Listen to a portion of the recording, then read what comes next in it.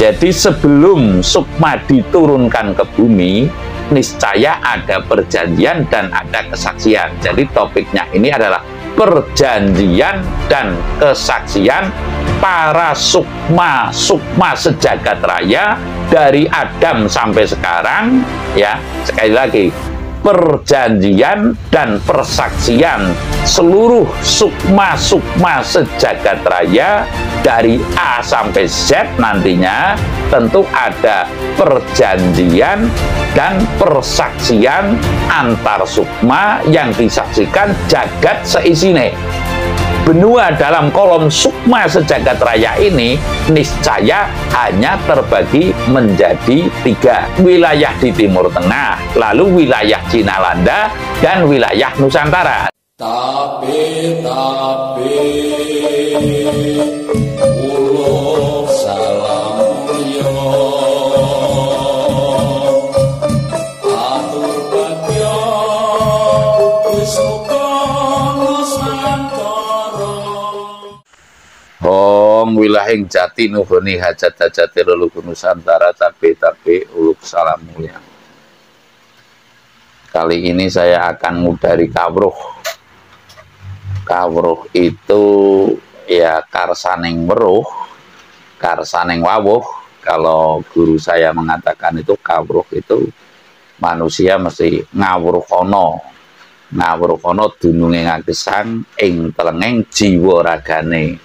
Kita itu mengurai diri bahwasanya ada satu sisi bulu kulit balung, otot, daging, getih, sungsum, lalu ada jeroan, lalu ada anasir amarah mutmainah supya luama. Anasir itu ya bumi geni banyu angin.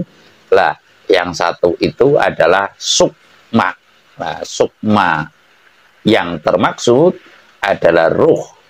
Kalau dalam istilah kawruh Jawa itu setiap bayi yang dikandung 4 bulan ini diadakan sebuah upacara kupatan, mengku kadang papat, lalu ada lepet sudah dibuntel, lepet ibaratnya sudah bulat ya, tanpa tido-tido, sudah ada sukmanya ini kalau sudah 4 bulan, jadi ditengarai dengan kupat lepet.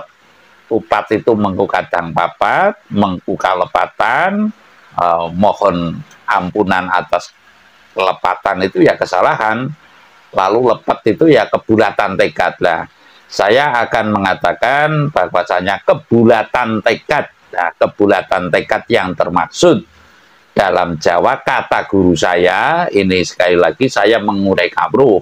Kawruh itu bukan ajaran ya. Kawruh ini bukan ajaran. Jadi kawruh ya pengetahuan, cara bahasa yang mudahnya ini. Menurut guru saya, baik guru patuh atau guru tuduh, yang saya maksud guru patuh ya ruh saya itu sendiri, ruh suci ya. Meruhi dununge ngagesang dalam diri saya, ada ruh atau sukma saya sejati, sukma suci, sukma sejati, sukma diluwih, yang niscaya manakala manusia dalam perjalanan itu ya mesti mengenali ya, mesti mengenali ini. Saya mengenali sukma saya dan lalu saya mendapat keterangan dari sukma saya akan adanya kepentingan sukma di muka bumi ini ya, kepentingan sukma di muka bumi ini. Untuk apa? Sebab setiap sukma itu tentu diutus oleh Tuhan yang Maha Esa untuk melakoni dharmaning wajib atau peribadatan. Kalau menurut orang sana itu peribadatan. Ada yang mengatakan kebaktian. Kalau di Jawa ini adalah dharmaning wajib. Dharma itu pengabdian, wajib itu ya pengabdian itu adalah wajib ya, pengabdian. Kalau pengabdian ya sudah nggak ada perhitungan, artinya mutlak hidup untuk mengabdi. Dalam kata saya itu tabe uluk salam mulia diantaranya dengan siap melaksanakan pengabdian, kewajiban hidup sebagai manusia dengan niat saling tolong, dengan niat tidak menyakiti. Lah, ini arti kata tabe itu sangat kompleks. Lah, saya sekarang akan ngudari kawruh. Kawruh ini sekali lagi bukan ajaran. Kawruh menurut guru saya, baik guru Patuh maupun guru Tuduh. Jadi sebelum sukma diturunkan ke bumi, niscaya ada perjanjian dan ada kesaksian. Jadi topiknya ini adalah perjanjian dan kesaksian para sukma sejagat raya dari Adam sampai sekarang, ya. Sekali lagi, perjanjian dan persaksian seluruh sukma sejagat raya dari A sampai Z nantinya tentu ada perjanjian dan persaksian antar sukma yang disaksikan jagat seisine. Sebelum turun ke bumi tentu ada perjanjian dan persaksian. Lah yang saya maksud dalam kolom keyakinan saya, benua dalam kolom sukma sejagat raya ini niscaya hanya terbagi menjadi 3. Perjanjian dan kesaksian sukma sejagat raya ini hanya mengenali perwilayahan atau perbenuaan lah taruhlah, kelompok lah taruhlah, perangan. Perangan yaitu pembagian wilayah itu 3. Nah, yang saya maksud pembagian wilayah, mohon maaf semaaf-maafnya, wilayah di Timur Tengah, lalu wilayah Cina Landa, dan wilayah Nusantara. Sekali lagi, perangan atau pembagian wilayah ya yang dijanjikan, yang perjanjian dan kesaksian para sukma sejagat raya ini adalah perangannya per wilayah. Nah, mohon maaf saya mengatakan ini ya sekali lagi bukan bermaksud saya itu menggurui ya, bukan bermaksud saya itu akan mencemari, saya hanya menguraikan kawruh saya sesuai pemahaman saya. Bagi yang mau ya monggo, tapi setidaknya saya kalau menyimak ya syukur, tidak pun juga tidak masalah. Patut disimak yang saya maksud, namun tidak patut dipercaya juga. Karena disimak lalu dipercaya nanti saya repot juga gitu loh. Lah ini sebagai kawruh saja, kawruh itu ya pengetahuan. Bahwa perangannya sukma, perjanjian dan kesaksian sukma itu sebelum turun ke bumi ini mengenali adanya 3 pilahan atau 3 bagian wilayah.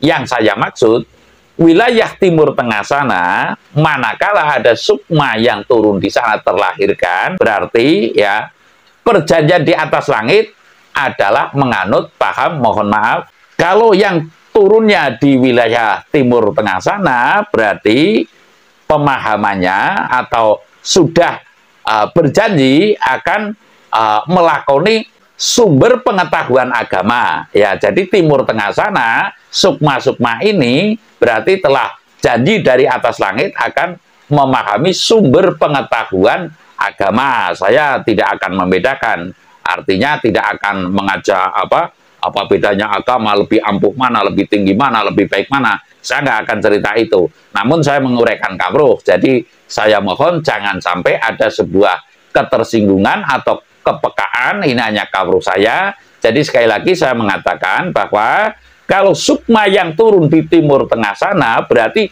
dari langit telah ada perjanjian dan persaksian bahwasanya akan siap melaksanakan menjadi sumber pengetahuan agama, ya sumber pengetahuan agama. Dan lalu manakala turunnya di wilayah Cina atau Landa, kalau istilah Jawa kan Cina Landa gitu, Cina atau Landa, niscaya telah siap melaksanakan menjadi sumber pengetahuan keilmuan, ya. Artinya orang yang pandai-pandai niscaya orang yang memahami ilmu seperti ya kalau sekarang Cina lah, teknologi dan sebagainya, sumbernya itu adalah berada di Cina Landa. Sukma itu tentunya telah janji dan telah menyaksikan bahwasanya ini wilayah keilmuan atau sumber pengetahuan ilmu. Ya ilmu ya monggo dijabarkan sendiri. Tentunya kalau ilmu itu ya teknologi dan sebagainya. Sebab antara ilmu dan iman itu kan menurut saya telah beda. Artinya bukan berarti saya membedakan, namun kalau keimanan cenderung kepada ketuhanan, namun kalau keilmuan pemenuhan batin yang saya maksud keimanan ini, namun kalau keilmuan cenderung kepada pemenuhan lahir.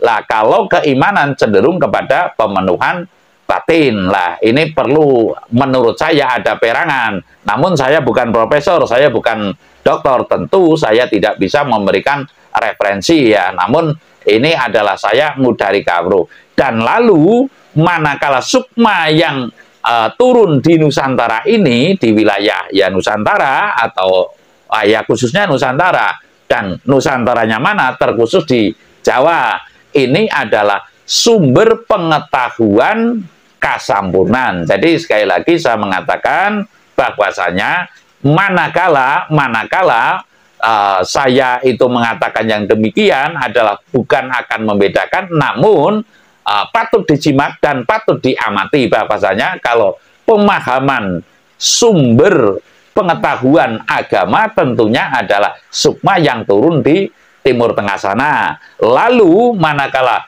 sumber pengetahuan keilmuan niscaya adalah sukma-sukma yang terkodrat, yang telah berkesaksian, yang telah berjanji pula sanggup hidup di wilayah Cina dan Landa gitu. Cina Landa ya monggo dijabarkan sendirilah itu peta wilayahnya. Lah kalau di Jawa ini adalah sukma-sukma yang telah berjanji dan menyaksikan dan disaksikan oleh jagat raya seisinya adalah menganut atau pijakannya adalah sumber pengetahuan kasampurnan. Kasampurnan yang termaksud adalah kasampurnaning dumadi. Jadi yang dimaksud dengan sumber pengetahuan kasampurnan itu adalah lebih menyempurnakan dalam arti memahami sangkan paraning dumadi. Sangkan itu asal, paran itu usul, ya, dumadi itu